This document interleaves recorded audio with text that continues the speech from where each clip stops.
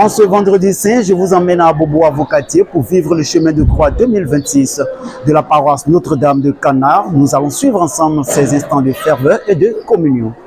Sous le soleil ardent d'Abobo-Avocatier, les fidèles de la paroisse Notre-Dame de Canard entament le chemin de croix.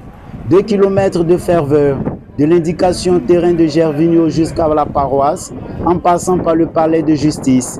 Chaque pas rappelle la souffrance du Christ. Celui que j'embrasserai, salut Jésus, salam ma vie. Judas, Judas, est-ce que mon pasteur que tu trahis le Fils de l'homme? Eh bien, vous, qui cherchez-vous? Jésus de Nazareth. C'est moi. Satan. Simon, remets ton épée à sa place. Car tous ceux qui prennent l'épée périssent par l'épée. Ne crois-tu pas que je puisse faire appel à mon Père, qu'il mettra aussitôt à ma disposition plus de 12 000 de son ange? Es-tu le Messie? Je le suis. Et vous ferez le Fils de l'homme siégera à la droite de Dieu son Père et tiendra parmi les lieux du ciel.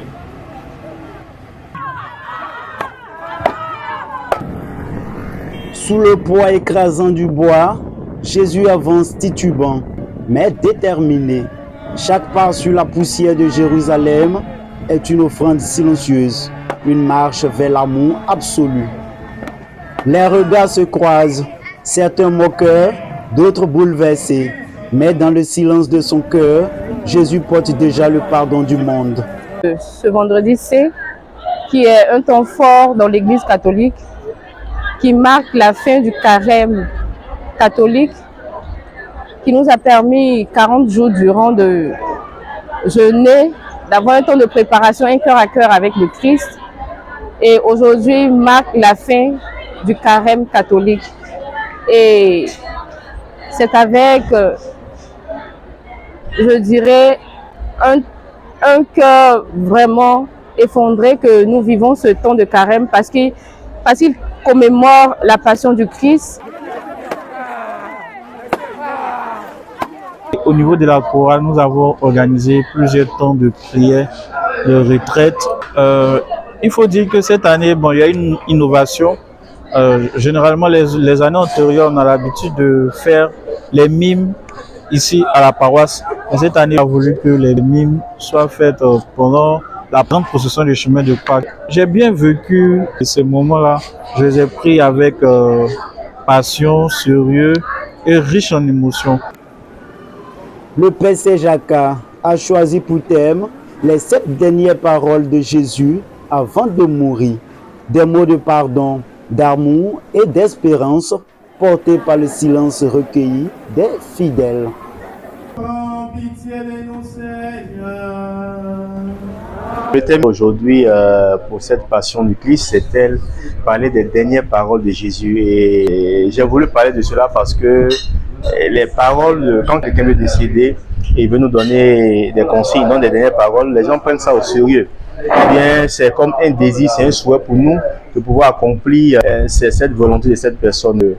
Jésus n'est pas venu abolir la souffrance ni les difficultés, quelle que soit ta piété, ton engagement dans l'Église. Nous ne sommes pas à l'abri des souffrances, des difficultés. Mais il est venu nous donner une autre manière de pouvoir les supporter, les surmonter. Les clous transpercent la chair et le ciel s'assombrit. Jésus, suspendu entre terre et ciel, incarne la douleur ultime, mais aussi l'espérance des hommes. Au pied de la croix, les femmes s'effondrent, traînant leur peine sur le sol. Dans leurs larmes, une vérité éclate. Par sa mort, Jésus ouvre la voie de la vie éternelle. Le chemin de croix que nous venons de célébrer aujourd'hui, vendredi saint, est d'une importance capitale pour les chrétiens catholiques, mais aussi pour l'humanité tout entière. Parce que le chemin de croix, c'est comme un miroir et en même temps comme un résumé de toute vie humaine et même de la vie de la nature, de la création. Parce que la vie humaine et la vie de la nature sont confrontées à des épreuves Elle se bat, elle est révolutionnaire, elle est créative. Elle meurt, elle naît. Elle a de la lumière, elle a de l'obscurité. Sa mort, sa crucifixion et sa mort est devenue la résurrection et la vie pour tous. Et pour clore cette célébration, un geste fort, le partage du repas pour rompre le jeûne.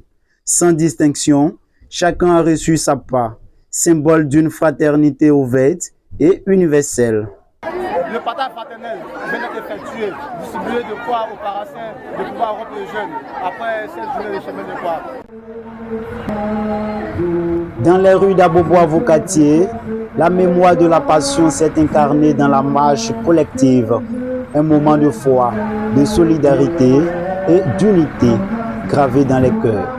Ainsi, le chemin de croix 2026 révèle à travers Notre-Dame de Cana la force d'une tradition vivante, un témoignage de foi, de mémoire et de communion.